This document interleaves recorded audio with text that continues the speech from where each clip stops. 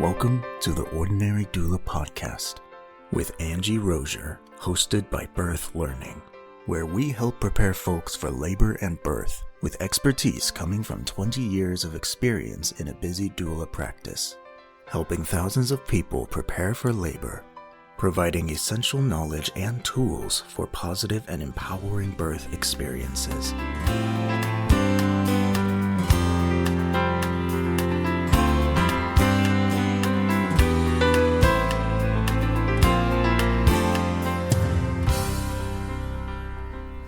Hello and welcome to the Ordinary Doula Podcast. My name is Angie Rozier. I'm your host and excited to be here with you today. We are hosted by Birth Learning. We are a birth doula, postpartum doula, lactation consult, doula training. We kind of have our hats and a lot of rings, but we love to help people prepare for childbirth with the things that we know and have learned and observed over the last 20 years. So hopefully you can take some of our experience and have it impact your birth experience. So whatever you're here for, however you're here, welcome. We're glad to have you today. So today I want to talk a little bit about APGAR scores. So maybe you've kind of heard about APGAR scores, but that is a simple assessment that is done on babies when they're born. It's done at birth.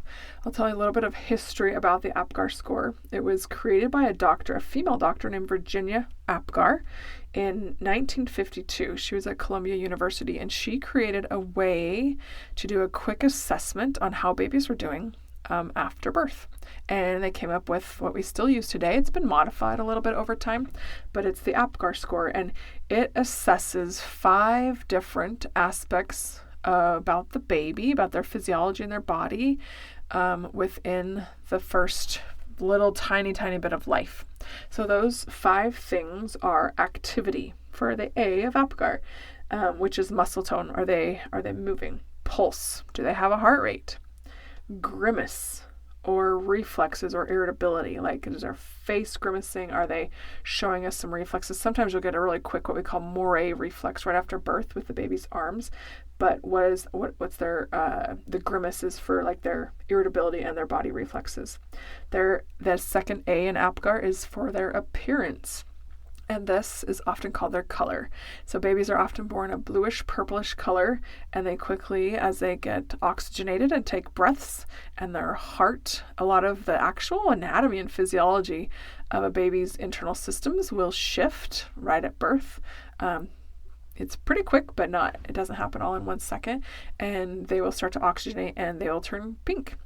And then the R for APGAR is respiration. Are they breathing or making breathing efforts? So each one of these 5 things are given 2 points. So we've got 5 components, 2 points each. So we're on a scale from 0 to 10, depending on what points the baby has for any one of these things. And this is done generally at certain times, whether you realize it or not. Everything is being tracked very closely about your birth. Nurses, if you're in a hospital or in a birth center, someone's doing this as well at home births. As soon as the activity of birth starts to happen, people are very busy taking care of you, watching for things you may not even be aware of, and doing some recording of things. So a lot of charting going on. So they track the time of birth, and they know how old the baby is. So one of these assessments, the first one is done at 1 minute old. So sometimes you'll hear in the room, 1 minute. Somebody will call out 1 minute. Someone's aware the baby's 1 minute old. And we give the baby some time to transition. The baby, like I said, these changes happen. We need the baby to start breathing, but they have some time to make these changes. So at 1 minute old, they assess, and it's a visual assessment. You may sometimes see a nurse reach over and pick up a baby's arm and drop it to see what their muscle tone is like, but generally it's purely a visual assessment, and if you didn't know what was happening, you wouldn't know it was happening. So that's happening at 1 minute old. And usually it's a lot of times we'll bring in a baby nurse or a second nurse at delivery. That might be their role and responsibility to assess the baby. Sometimes they'll swoop in and give a little bit of help if needed. The next APGAR score is given at 5 minutes. So they might say, you might hear in the room 5 minutes, and that's about all you'll hear. And there's another quiet, silent visual assessment usually that's done. and the baby's given a score from 1 to 0. In doing our kind of our research, what I see most often is very common APGAR scores of 8 and 9. So 8 is the 1 minute and 9 is the 5 minute. Very rarely do we get APGAR scores of 10, but 8 and 9 is healthy, super common. Anything below 7 on an APGAR score, and generally we anticipate APGAR scores to go up. They're going to be going up as that baby takes those minutes, that time to transition, as their color. It's usually color. They usually will get, if they're 8 and 9, it's usually points off for color as they're getting that pink skin from becoming oxygenated by their own efforts. But usually they say 1 off or 2 off for color. If needed, if this baby's struggling, then there might be an APGAR score given at 7 minutes and at 10 minutes. So if that's the case, this baby's being worked on. This baby's being assisted. This baby needs some additional extra support. A lot of times that might be in oxygen. They might need some oxygen, help with oxygen, where they have blow-by oxygen or have a mask if they're bagged. They might need some just physical stimulation. If we can get babies crying, a lot of times they'll clear their own airways. Sometimes they're struggling because there is fluid in their airways. Sometimes they need full resuscitation, depending on the severity of the transition that the baby's making. So if they have low APGAR scores, they're going to need assistance and support. And probably you won't be holding the baby in many cases if they're low. So C-section babies oftentimes will have lower APGAR scores. So when babies are born by cesarean, they don't go through the birth canal. And the birth canal, actually getting that good squeeze in the birth canal has a pretty awesome physiologic anatomical purpose in that it squeezes down all the alveoli or the air sacs in the lungs.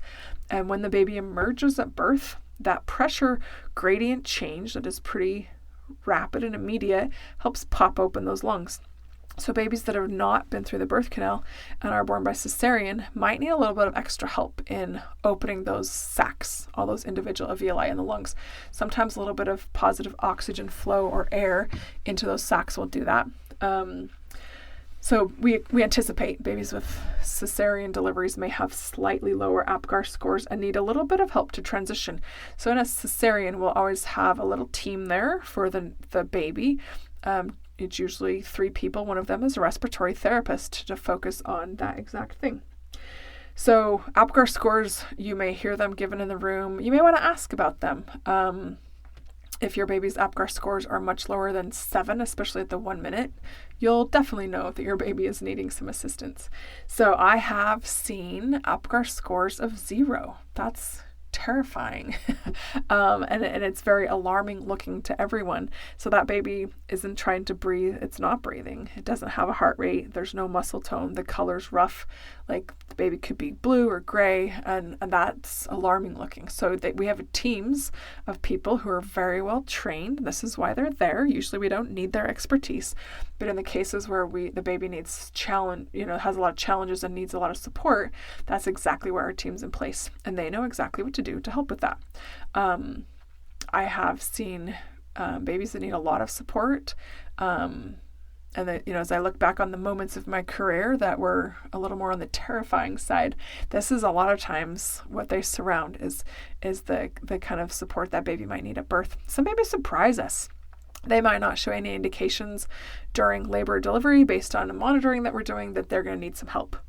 And that's often the case. Sometimes there's not a surprise. We might have the team incredibly ready because the baby's given us signs and indications that they are struggling, and they may need some extra support out of utero. Sometimes it's a high-risk situation where we have a baby that we know is sick or going to be challenged in some way, and so the support is right there, ready to assist babies that need it in that way. So that's just a little bit about APGAR scores. Know what to listen for. You can ask before you leave your labor and delivery room. Ask, hey, where's the baby's APGAR scores? Likely they'll be 8 and 9, 8 and 8, 9 and 9, something like that. Could be pretty awesome. They're going to do this at home births. They're going to do this at birth center births. Wherever you are having your baby, they're going to assess the APGAR scores and know that they're most often off for color. All right, so a little bit more about APGAR scores. As I have tracked our data over the years, I want to give you kind of, we're going on a sample of hundreds of the records that we've kept. The average 1 minute APGAR score is 7.66. And the average 5 minute APGAR score is 8.85. So that is, if we round those up, that's average of 8 and 9. Now we've seen some as low as 0 and 1 that kind of pull those numbers down, but generally they're 8 and 9. So I also did some research. I did a research internship with a community doula program and helped them track a lot of their data and aggregate their data. And what was cool about this program, it's an incredible program that I absolutely love, but it's Black doulas serving a Black community in a community doula program. So their statistics on this, their 1 minute APGAR score was 7.67, which is actually 1/100th of a point higher than the data set that we use, which was mostly white babies. And one cool thing about both data sets is they had doula support. So kind of interesting. That was a cool thing to realize. But their 5 minute APGAR score was a little bit lower. So it was 8.73. So for the community doula program we worked with, their 1 minute APGAR average was 7.67. Their 5 minute was 8.73. So kind of interesting. But if we round those up, that's also 8 and 9 APGAR scores.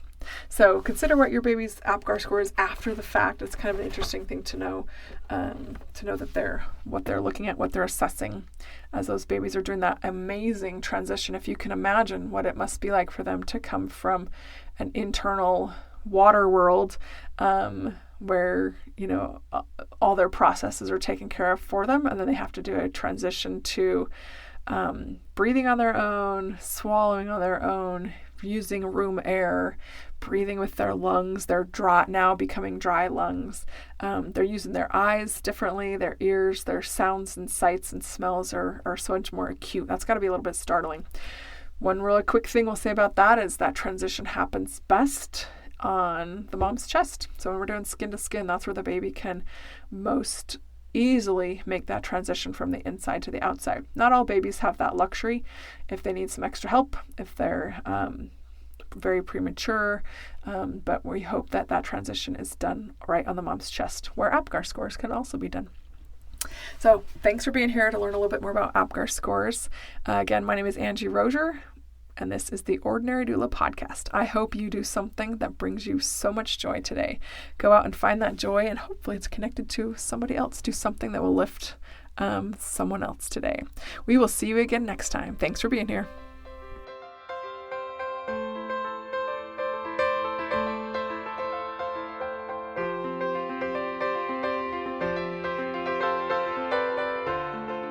Thank you for listening to the Ordinary Doula Podcast with Angie Rozier, hosted by Birth Learning. Episode credits will be in the show notes. Tune in next time as we continue to explore the many aspects of giving birth.